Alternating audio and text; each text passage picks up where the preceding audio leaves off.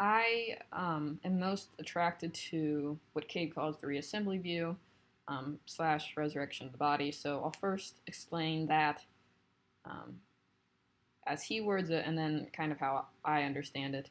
Then I'll address its closest alternative in the Western Christian tradition, which is the idea of the immortal soul. And then finally, I'll respond to an objection that Cave brings up. So he calls this an immortality narrative, but I wouldn't say, with my background as a Christian, that I explicitly think of it as an immortality factor. It's more of just plainly an article of my faith. But Cave describes it as, and I think he gives a fair description of it, that the idea of the reassembly view or resurrection of the body is that it's a physical resurrection, and that it's the same body post-resurrection as it was pre-resurrection, same exact matter. I think he phrases it as the same bits that made you up before death are going to be the same bits that made you up after the resurrection. And all this to say that I think kind of the linchpin of this, of resurrection of the body, is that if it's the same material parts, it'll be the same person as well. Most of my reasons for leaning towards resurrection of the body are, as I think they should be, theological reasons. But there's also, I think, philosophical reasons based off what theory of mind you hold slash consciousness. So the first, probably most obvious theological evidence is that all Orthodox Christians confirm, or at least should confirm, the Nicene Creed, which states we believe in the resurrection of the body, that is, the physical body. And secondly, just for some biblical sources, I think the real meat of this idea of resurrection of the body comes from 1 Corinthians 15, where Paul uses a lot of language about receiving new immortal bodies and being transformed. Secondly, and this is probably stronger biblical evidence, at least stronger in my mind than even the 1 Corinthians passage, is that if we affirm all parts of the incarnation, birth, death, and resurrection of Christ, then we also have to affirm all constituents parts of those larger segments of the incarnation. And Luke and John clearly state, and Matthew does a little bit, but especially Luke and John confirm the physicality of Jesus' body after resurrection and after appearing to the disciples. Those three pieces, the Nicene Creed, 1 Corinthians 15, and the passages from the Gospels, are my main theological inclinations towards believing the reassembly view or resurrection of the body. There are also, though, some philosophical notions that propel me necessarily to believe the reassembly view more than any of the other immortality narratives. And the main one is the physicalist theory of the mind, which I hold non-reductive physicalist theory of mind. But if you're a physicalist, I think your only options, and if you want to also prescribe to some type of immortality narrative, I think your only options would be transhumanism, resurrection of the body, Cave's computational resurrection, or Cave's own wisdom narrative. I don't like the transhumanism because I think, I think there are reasons. One, that we should not engage in a pursuit to extend our nature, and two, there's still kind of a suspension of belief whether we could even achieve immortality through that route. And then the computational resurrection, I think, brings into question the persistence of identity. And lastly, I'm not opposed to Cave's wisdom narrative. I actually think it actually complements the resurrection of the body reassembly view.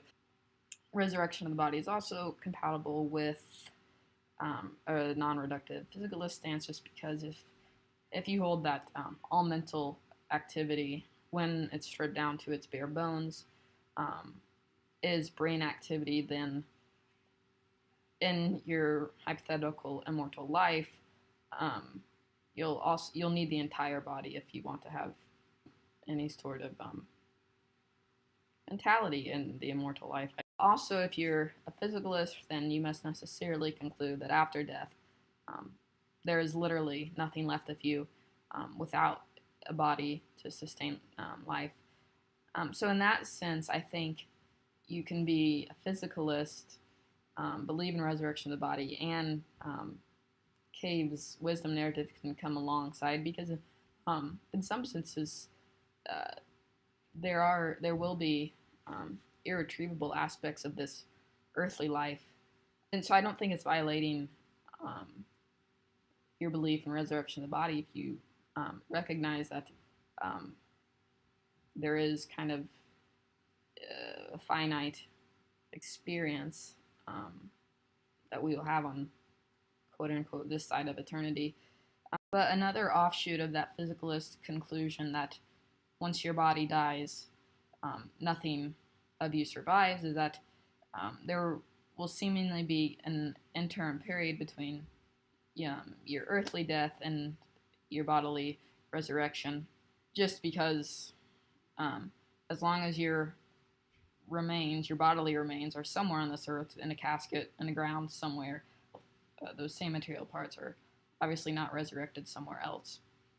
So this is why I think the Western soul immortality narrative is particularly compelling for Western Christians, and maybe all Christians, just because it kind of, I think, gives us a sort of peace of mind that there will be an immediate transition. Transition being that once we die here on earth, our soul, whatever that may be, will immediately move on to the next stage of life, or immortality, I guess. But I don't. So I guess that would be its strength. Is that just it gets rid of the duration between death and resurrection that the reassembly / physicalist view entails. But then the flip side, which I think is its biggest weakness, is that you're forced to become at least a property dualist, or at most a substance dualist, if you want to believe that there is a piece of ourselves, our soul, that survives after death. I mean, all that we've read on dualism and various discussions in class, there's clear drawbacks of being a dualist. For substance dualism, obviously, it's the big interaction problem between mind and body. But even if you want to be a property dualist and hold this Western soul narrative, there's still some micro explanations that I think must be made. So, for example, if you want to hold that there are mental properties and brain properties that are independent of each other, there's still a relationship between those. So if only your mental properties survive after death, and your soul is some sort of conglomeration of those mental properties, then it still, I think the question must still be asked, how will those mental properties act without the relation with brain properties? So that's my main concern with holding a Western soul narrative. It's just that it almost forces you to become a dualist of some sort as far as your theory of mind goes. The one objection I want to address on the reassembly view / resurrection view, which I think is Cave's most potent, is the transformation problem, I think is what he calls it. The objection goes something like this: according to Christian belief, our resurrected bodies will not only be immortal, they'll be transformed in some way. Their nature will be transformed. And Cave says then, so they will not be of the same composition as your earthly bodies. And if it's not of the same composition, then it's not of the same material parts. It's not the same material parts, basically. It's not the same person. And I basically answered this in my presentation, but just to sum up, a response to that is that Cave fails to consider the functional side of composition. He only gives thought to the arrangement of material parts. So it's conceivable that our resurrected bodies will be made up of the same material parts, and even in the same arrangement, but just with transformed function. I think that really the transformation of function, I guess you could say it'll be the miraculous act on God's part to ensure that happens. And a second answer to that objection is that it's not just our bodies being transformed, it'll be more a holistic transformation of all nature as well. So the incorruptibility of our body that Paul describes and that Cave brings up is not totally reliant on what happens inside our body to transform. External transformation will also contribute to the incorruptible new nature of our physical bodies.